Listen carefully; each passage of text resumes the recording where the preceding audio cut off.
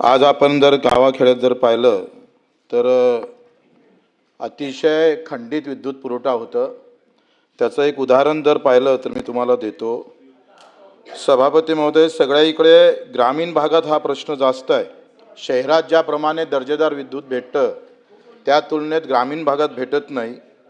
मी कालची लाईट कशी भेटली आम्हाला सांगतोय. संध्याकाळी 6 वाजता लाईट गेली, 6:25 आली, आणखी संध्याकाळी 6:43 गेली, मग 7:25 आली, आणखी 8:35 लाईन गेली आणि ते 8:50 आली.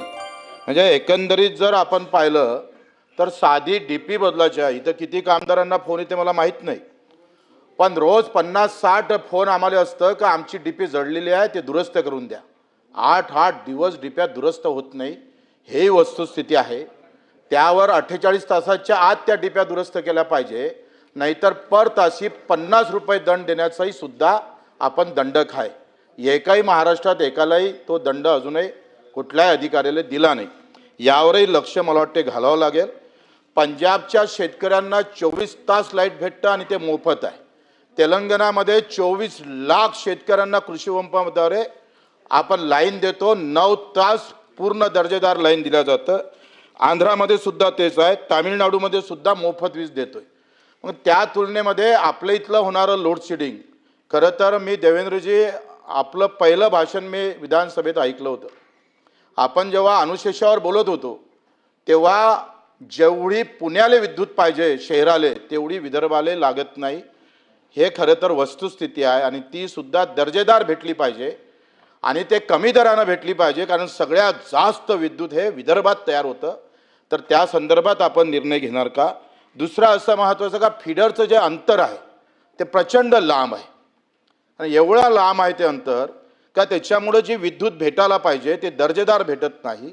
थोडा जरी पाऊस आला, थोडं जरी काही आलं तर पुन्हा विद्युत खंडित होतं. ही वस्तुस्थिती आहे.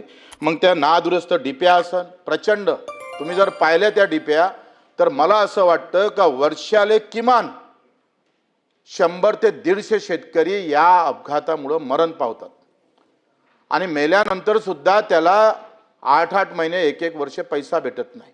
ह्या वस्तुस्थितीवर आपल्याला जावं लागेल. परिस्थिती त्या सगळ्यावर मात करून कशा दुरुस्त करता येईल.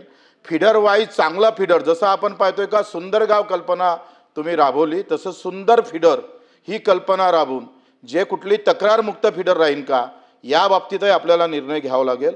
दुसरा आपण काय झालंय की तो तिसरा प्रश्न आहे, पण आता तुम्हाला विचारून घेतोय, कारण त्याच्यामध्ये 700 ते 800 फुटावर जे काही आपल्या लाईन आपल्या विदर्भात तुम्हाला माहीत आहे, आपल्या ज्या विहिरीले पाणी आहे ते 700-800 फुटावर आहे. पण जो हेड दिलाय ना तुम्ही, तो हेड त्या फुटावरचं पाणी उचलत नाही सौर पंप, आणि याच्यात दुरुस्त करणं फार महत्त्वाचं आहे. त्या दुरुस्ती आपण करणार काय?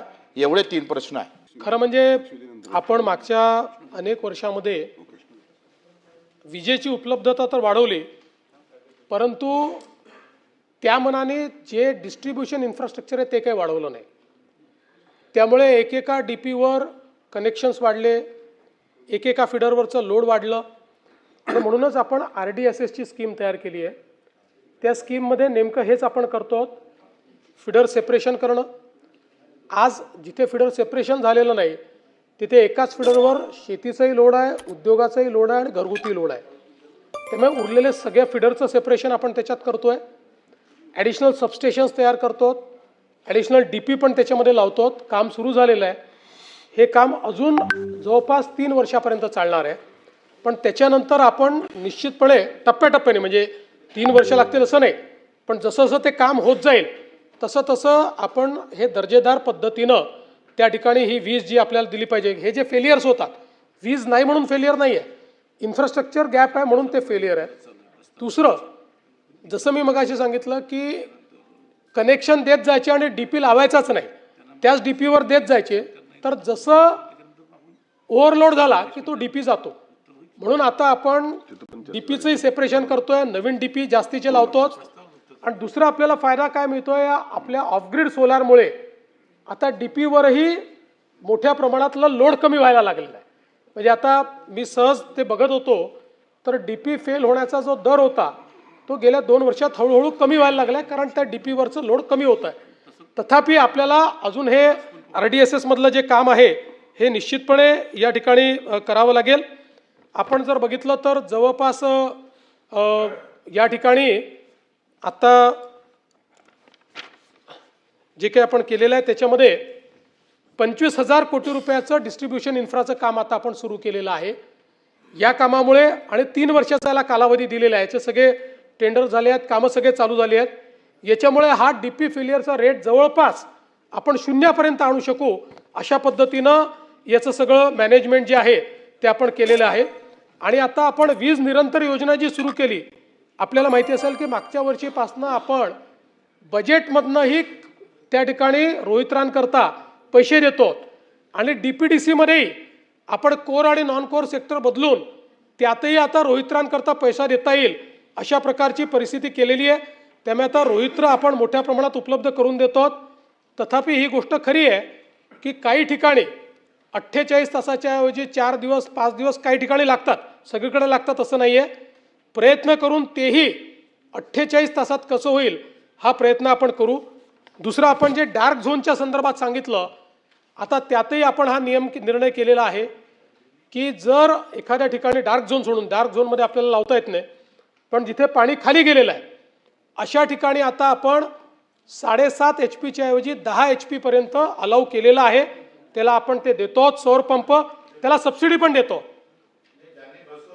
नाही, त्यांना बूस्टर लावता येईल, त्यांच्याकरता बूस्टरची व्यवस्था आपण केलेली आहे.